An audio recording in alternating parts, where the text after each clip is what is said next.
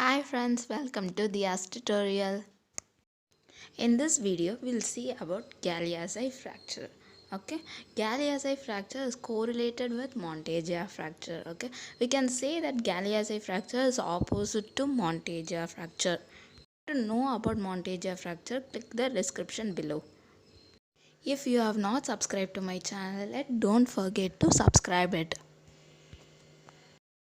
In Galeazzi fracture, the fracture occurs at the lower third of radius. Okay, fracture occurs in which point? Lower third of radius, and there is a dislocation or subluxation of the distal radioulnar joint. Okay, so there is a fracture on the lower third of radius and dislocation of the radioulnar joint. The Galzai fracture occurs due to the fall on the outstretched hand and also with forearm rotation, like either it is pronated or supinated.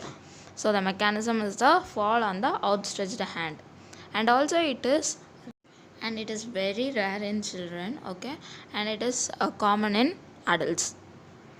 But the most common type is the Galeazzi equivalent fracture.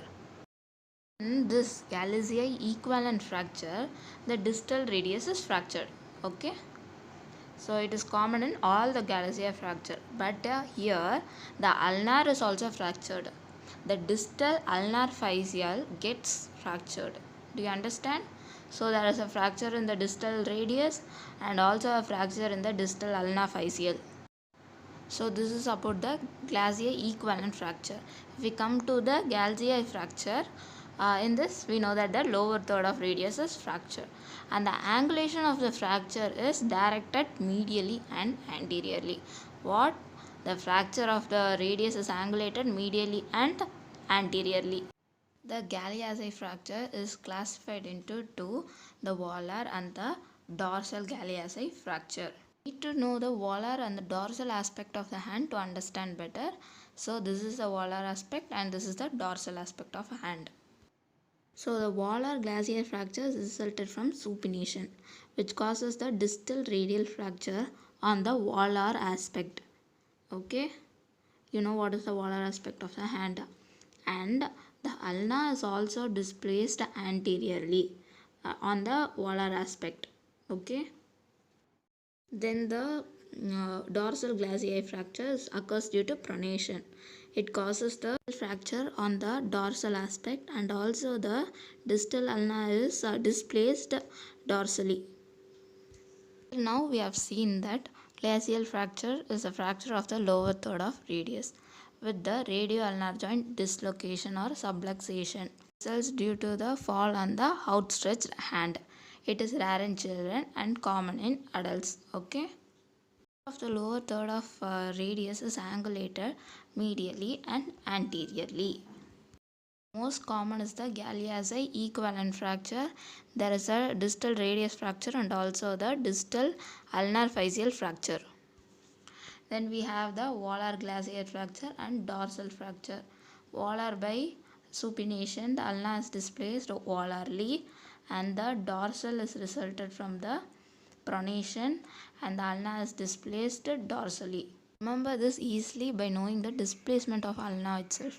The diagnosis is done with the help of X-ray, and in case if there is an isolated fracture of the distal radius, then in that case distal radioulnar joint DRA distal radioulnar joint must be carefully evaluated for the dislocation or subluxation in case of isolated radial fracture.